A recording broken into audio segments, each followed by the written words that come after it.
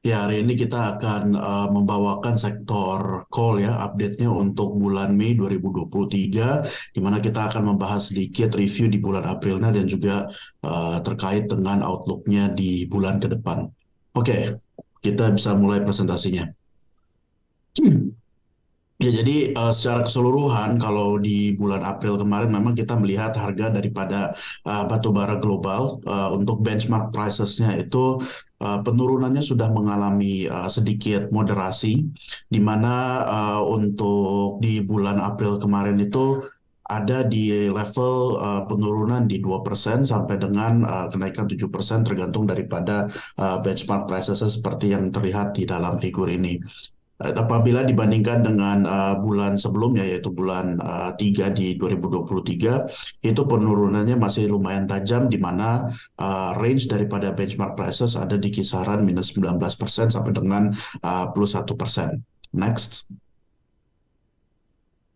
Hal ini kita melihat ada beberapa alasannya. Itu yang pertama, kita melihat sebenarnya ke depannya untuk demand daripada thermal coal atau batu bara yang ditujukan untuk energi dari Cina itu akan terus meningkat ya, di mana memang Cina ini sekarang akan menaikkan cadangan daripada energinya untuk terutama coal di tengah adanya improving manufacturing activities.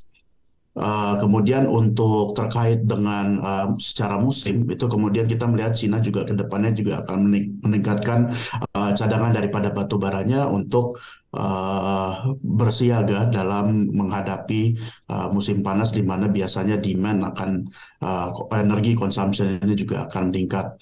Memang kalau misalkan kita melihat daripada PMI di Cina sendiri itu memang mengalami kontraksi, namun Cina sendiri juga sudah berinisiasi untuk memberikan stimulus di mana ke depannya ini harusnya juga akan membantu sektor manufaktur di Cina sehingga overall dari segi aktivitas manufaktur yang akan berkembang ke depannya dari Cina harusnya ini akan men-trigger kenaikan daripada demand untuk batu bara terkait dengan energi. Next.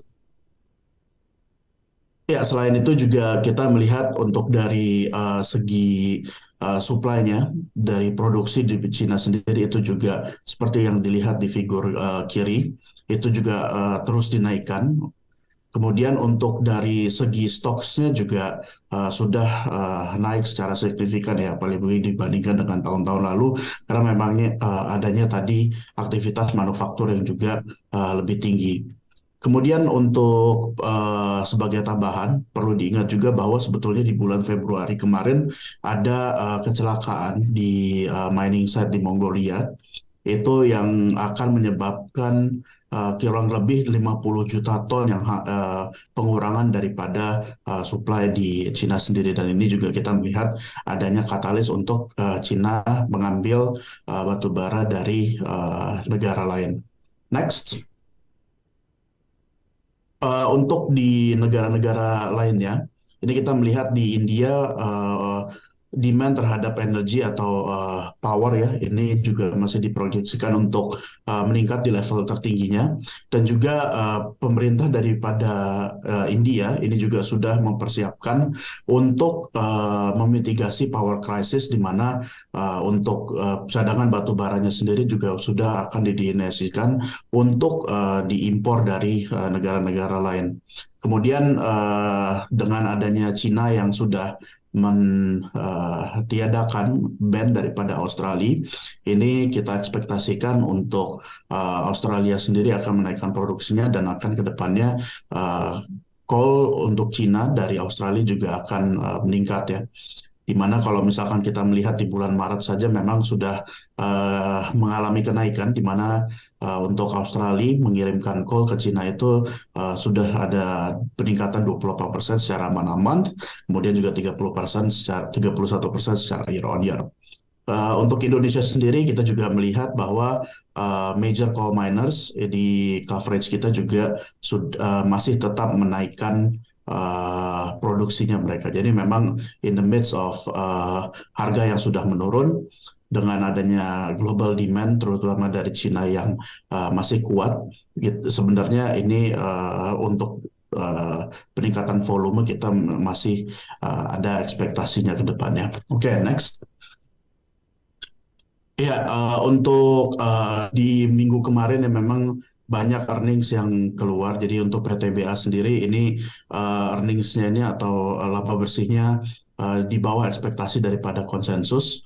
eh di level 1,1 triliun atau 1,2 triliun ini memang dikarenakan oleh satu average selling price yang memang turun cukup tajam dan kemudian juga cost of revenue terutama dari royalti dan juga mining cost yang naik cukup signifikan juga. Sehingga memang untuk dari marginnya ini kehit lumayan rough gitu ya untuk PTBA sendiri. Next. Kemudian untuk Adaro, jadi Adaro ini relatively inline dengan estimasi kita dan juga konsensus, di mana net profitnya ini ada di 458 juta dolar. Memang turun secara Q-on-Q 22% atas dasar harga jual yang memang turun di kuartal pertama kemarin, tapi masih naik secara year on year di level 14,5%. Jadi kita melihat sebetulnya ASP ini masih relatif lebih tinggi dibandingkan dengan level dari tahun sebelumnya. Untuk sales volume-nya sendiri ini mengalami penurunan juga di 8% Q-on-Q dan memang ini ada seasonality. Kemudian untuk secara tahunannya masih 30% secara tahunan dan ini seperti yang tadi kita di awal sudah sampaikan, kita melihat bahwa sebenarnya pemain-pemain batu bara di Indonesia akan masih terus untuk meningkatkan volume produksinya di tengah harga yang memang masih agak lebih tinggi dibandingkan dengan tahun sebelumnya walaupun masih ada tekanan ke depannya.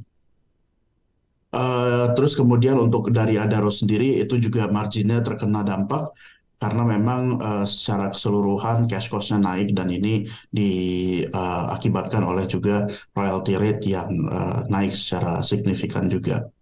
Next. Terus kemudian terakhir ada ITMG.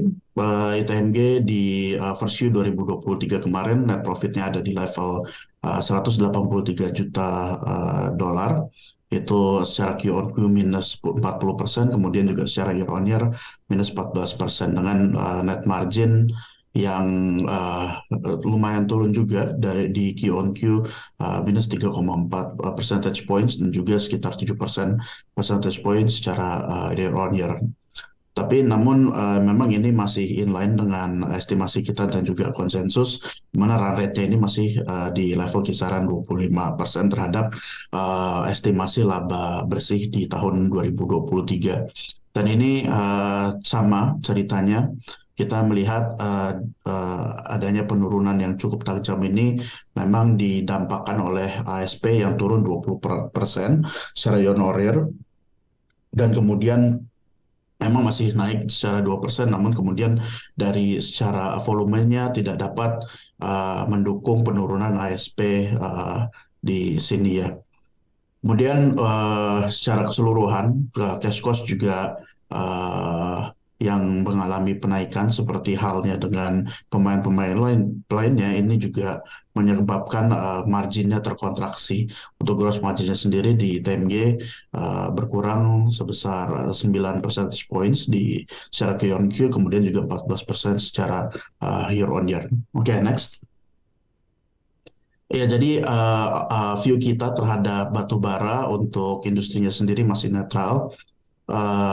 Dan seperti yang tadi kita bilang, sebenarnya untuk tahun ini memang dari harga jual ini masih mengalami tekanan di tengah memang adanya dinamika daripada supply dan juga demand yang teradjust ya di tahun ini. Kemudian tapi untuk secara volume di tengah kenaikan daripada demand di Cina sendiri atau demand di global, itu kita masih expect sebenarnya untuk volume masih akan terus naik di tahun ini di tengah memang Cina kemudian juga India yang akan kembali mereopen ekonominya. Kemudian untuk companies yang dalam coverage kami, kami punya ada PTBA dengan rekomendasi hold dengan target price 3.400, kemudian ada RO dengan trading buy dengan target price 2.760, kemudian ada ITMG, uh, sorry, kemudian ada RO dengan target price 3.300, kemudian ITMG juga dengan target price 30.400. Mungkin cukup dari saya.